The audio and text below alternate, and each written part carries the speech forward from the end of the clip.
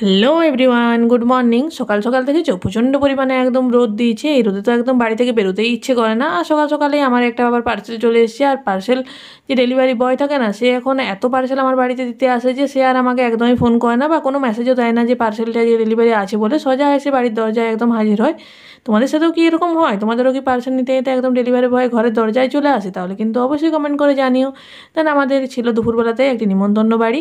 এটা ছিল আমাদের পাড়ার মধ্যে একদম ঢালাইয়ের একটা নিমন্ত্রণ ছিল। সেখানেই গিয়েছিলাম বাবা আর আমি। গিয়ে তো দেখলাম প্রচণ্ড পরিমাণে একদম ভিড় রয়েছে, সেই জন্যই আবার ঘুরে বাড়ি চলে এলাম, কারণ প্রচণ্ড পরিমাণে রোদ রয়েছে, একদমই বাইরে দাঁড়ানো যাবে না। আর আমাদের যেহেতু বাড়ির সামনেই, সেহেতু একটু পরে অবশ্য যাব। তারপর এসে দেখলাম যে মা এখানে সকাল সকাল একদম জামা প্যান্ট সমস্ত কিছু কেচে নিয়েছিল, সেগুলো একদমই শুকিয়ে গেছে, সেগুলোই তুলে নিয়ে গেল। এখানে মুড়ির চালও একদম শুকিয়ে নিচ্ছিল। আর মুড়ির চাল না শুকানো একদম এত গরমের মধ্যে অনেকটা কষ্টের। যারা এই কাজ করে না তারাই বুঝতে পারে। আমি তো এই রোদের মধ্যে একদমই বেরোতে পারি না, মা যে কী করে এই সমস্ত করে। দেন তারপর চলে গেলাম একদম খাওয়া দাওয়া করার জন্য। এখানে তখনও পরিমাণে অনেকটাই ভিড় ছিল। এখানে আমরা নিজেরাই একদম টেবিল রেডি করে নিলাম। অবশ্য সকলে মিলে হেল্প করেছিল যে টেবিল নতুন করে আবার একটি পেতে সেখানেই একদম বসে একদম খাওয়া দাওয়া করে নিলাম। দেন বিকালবেলাতে একদমই মাঠে একটুখানি বসেছিলাম। মাঠ নয়, অ্যাকচুয়ালি এটা রাস্তার একদম সাইডে, কিন্তু অনেকটা পরিমাণে ঘাস রয়েছে। এখানে বিকেল বিকেল বসতে না একদম দারুণ লাগে, ঘাসের মধ্যে একটুখানি বসে থাকি। একদম সারাদিন তো একদম বাড়িতেই রয়েছি।